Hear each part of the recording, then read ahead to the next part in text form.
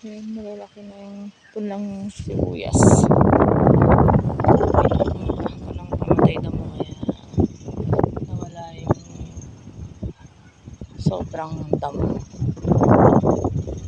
Napakadamo dito bago pa siya sprayan ng lasa. Ayan, tumaas na siya, malalaki na yung punta. Isang buwan lang to itatanim na, mga January.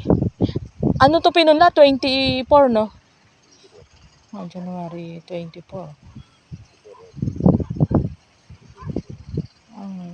Ito, tanim. Isang buwan lang bago siya ilipat. Ayan. May nakatanim na sa kabila.